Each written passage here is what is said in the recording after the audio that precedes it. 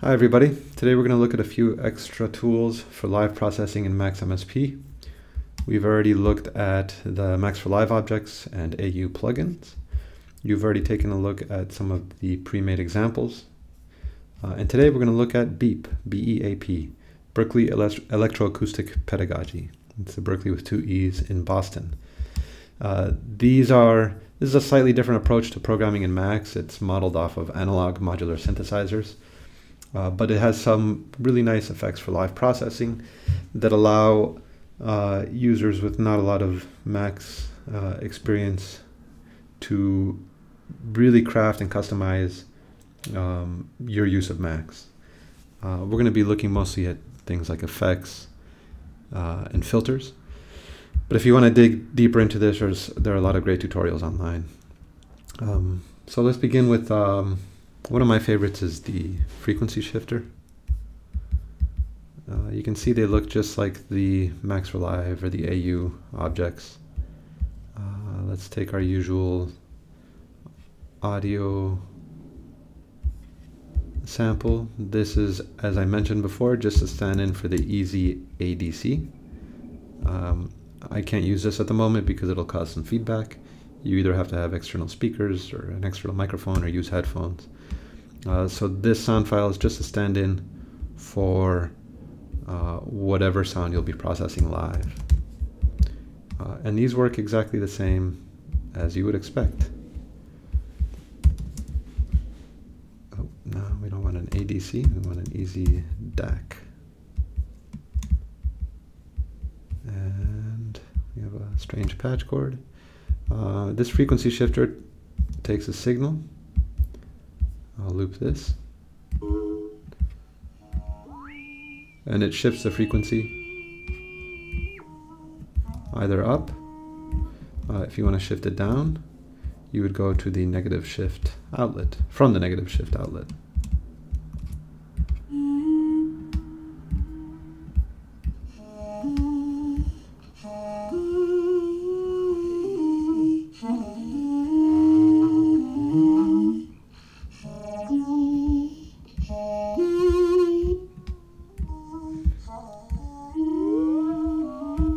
So as you can see, this frequency argument determines how much we're shifting the original frequency by.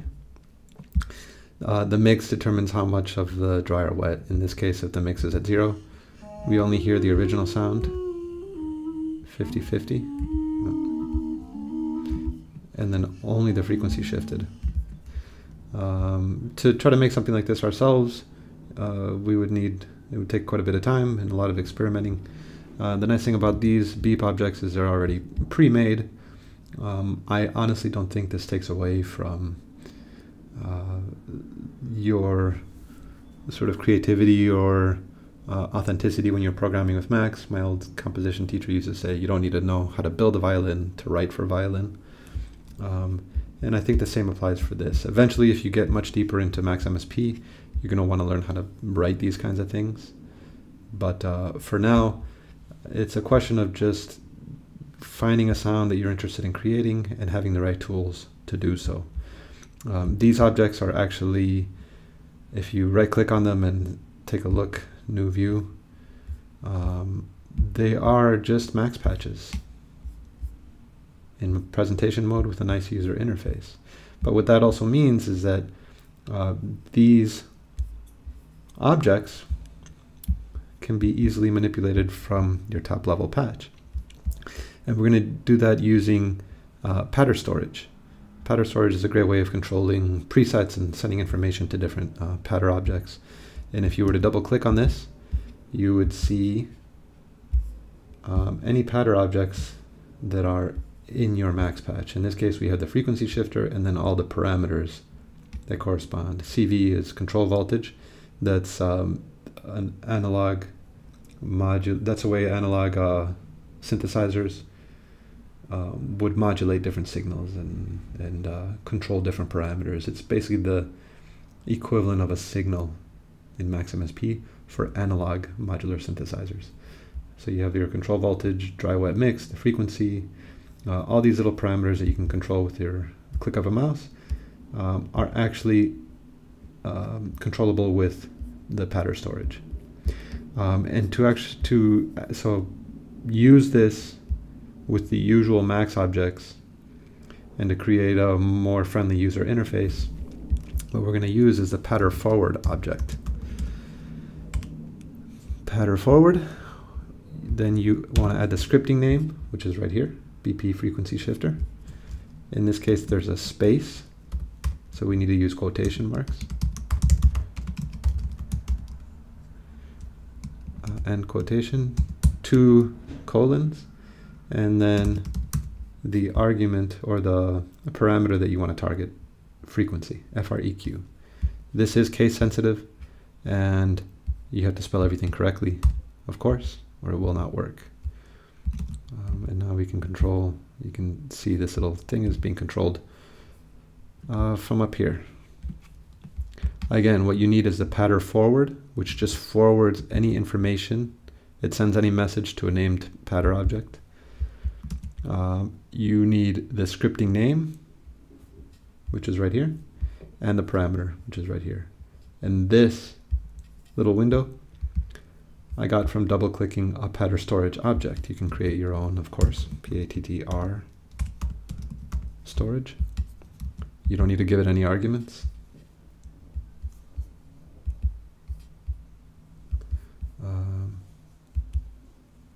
Strange, I don't know why they're not the same. But in any case, if you create a pattern storage object, double click it, you'll get all the information you need. Target your parameters from the top. And then we can of course use control signals.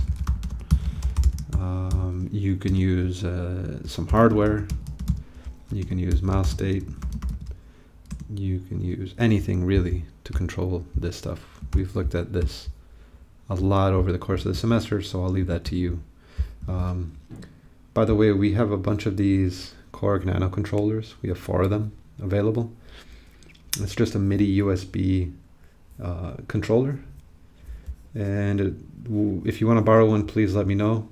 I'd be happy to lend it to you, to rent it out. Especially if you need something like this for your final project. You can map any of these little sliders or knobs or buttons to interact with your Max patch. So this would be a really good way to map this controller to maybe a few different effects, a few different parameters of this effect, and you'd be able to control a lot of this live processing slightly more intuitively with your hardware. You'd have multiple points of contact with Max. If you do need one of those, please let me know. Anyway, back to the frequency shifter here. We can, of course, control this frequency, but you notice how there are a couple extra inlets here, the CV, linear, mix. The CV is just essentially, like I mentioned before, just a control voltage. There are no real control voltages in Max. They're just analogies for signals in Max. So you can attach, for example, a cycle object to this control voltage input, and currently it's not doing anything because we have the range of control of our CV at 0, attenuator for CV. So if we make this 50,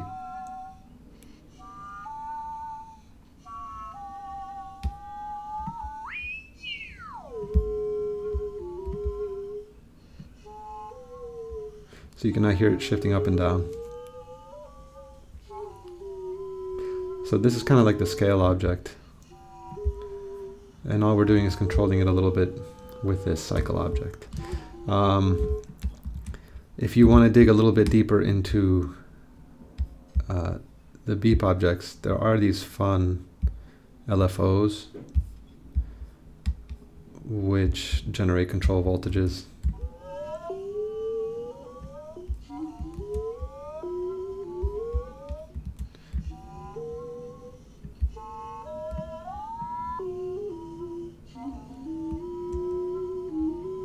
And you can change how they behave.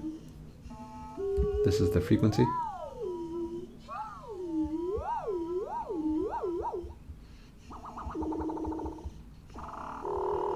Again, if you go into the audible range, you get some cool effects. And then of course, this can be, if you double click on the pattern storage, you can see the BEAP LFO2. So we would be able to control this rate, let's say with another sine wave. So let's do that really quick. Pattern forward. You want the scripting name. BEAP LFO2. BEAP.LFO2. 2 colons. And then let's say frequency rate. In this case, there are no quotation marks because there are no spaces in the scripting name. Here we have a space between frequency and shifter, so this stuff has to be in quotation marks.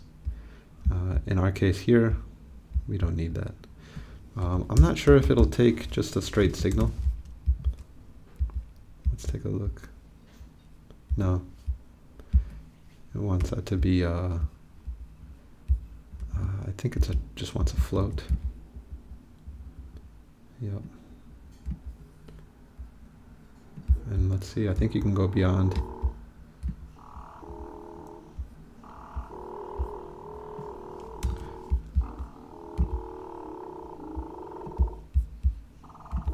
Okay, so you just need, of course, a snapshot and then a scale object. This is the usual. You've done this a million times. Scale -1 to 1, 0 to 40, which is the range of this LFO.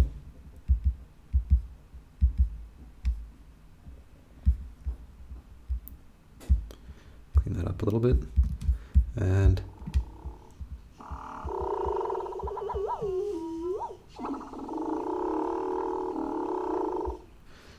we can change it from a sine wave to a triangle wave. Random.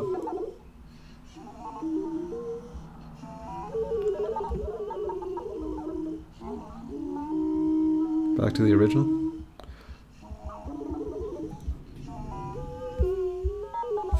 That's fantastic. Wow. Way too much fun.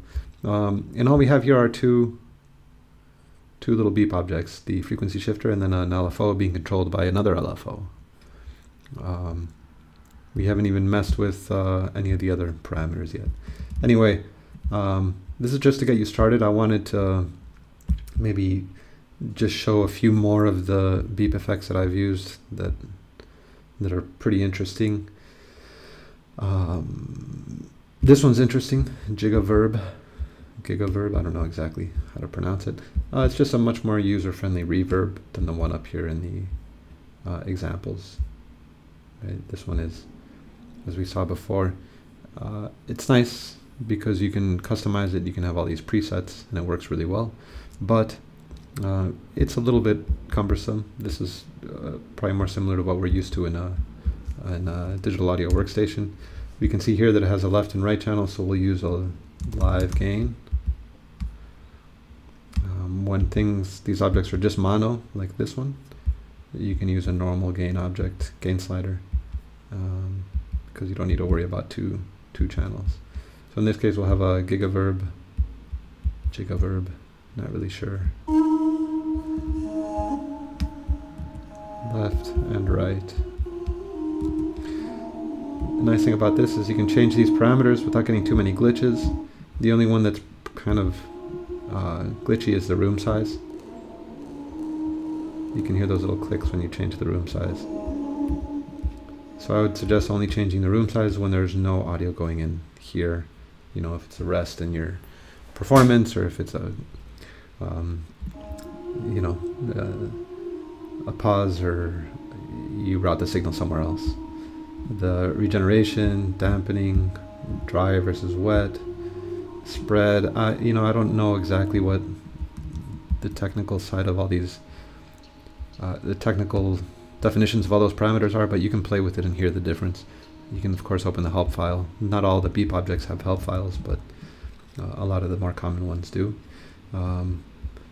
Very common effect nowadays is, especially in like film scores and things, is those are the AU, is to have a filter and then reverb. Classroom filter is similar to the biquad filter in Max that we've been playing with. So we'll send first the signal into a filter, and then into the reverb. Resonance, a little bit of a resonant peak. You can get that kind of washy Hollywood sentimental scene film score sound. And of course, playing around with these parameters, you get some more interesting effects. And finally, the last one that I really like, I'll move these over a little bit, is the comb filter. I keep going to the VSTs. This one's a lot of fun. Input, you can just use a normal gain.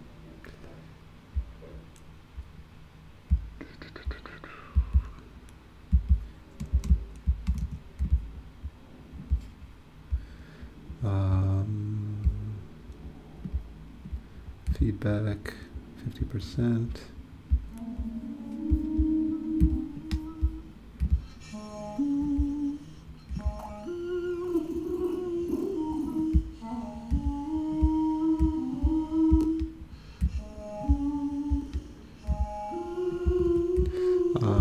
Let's take another LFO, one of the BEAP LFOs.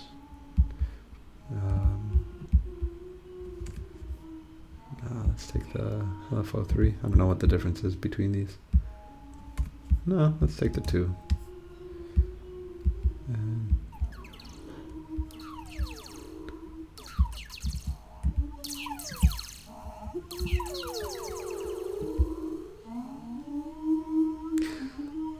So you're just changing the behavior with control voltage 1.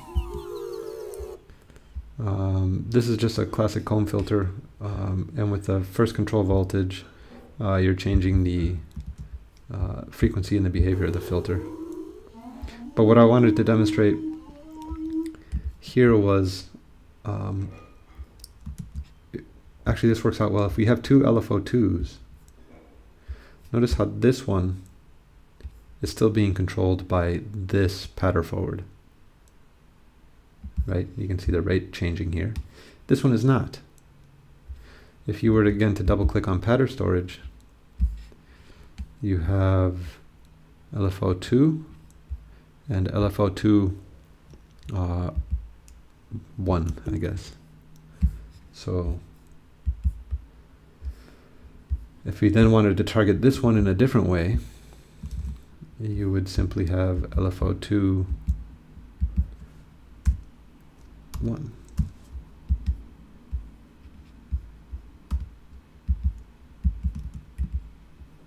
And there we go. So you can have as many of these objects as you like, and then each one will just increment. Now we have LFO2 2.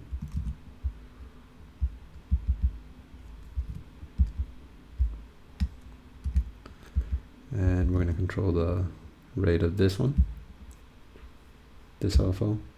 With this pattern forward, this LFO is controlled with this one, that one with that one. It doesn't matter where they're placed in your max patch. The importance is which one was created first, second, third, etc. Now, I've only just scratched the surface with this patch. I wanted to just show you these 3 examples: frequency shifter, comb filter, and then the reverb with a filter in a chain. And of course, the most important part of this for me is the pattern storage and the pattern forward, which allows you to manipulate all the parameters from the surface level with all of the techniques and processes and tools that we've already been working on. Another thing to keep in mind is right now we have these effects, one signal going into each effect. We haven't connected them in parallel, or in series, sorry. So it's this one, for example, the signal first goes into the reverb and into the filter and then the reverb. Okay, and so these two can be seen as just one complex effects chain. But the nice thing is you can bypassing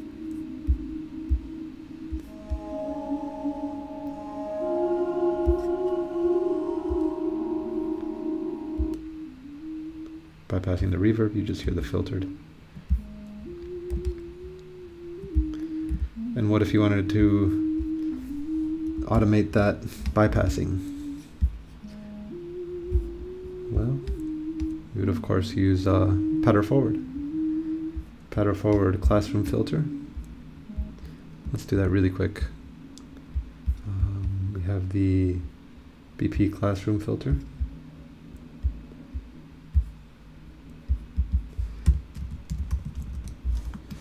BEAP dot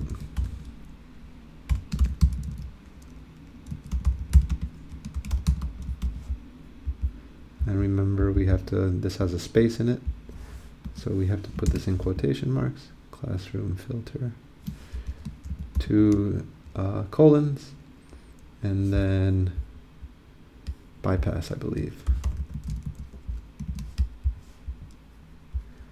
And if we were to send that a toggle,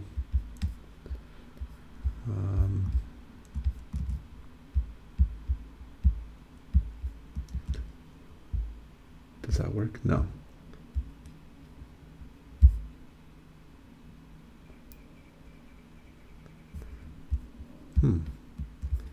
Let's try giga verb BEAP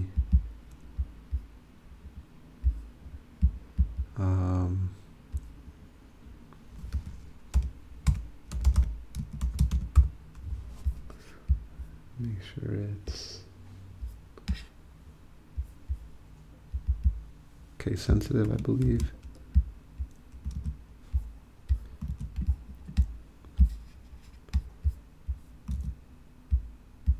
No, that doesn't work. Oh yeah, it does.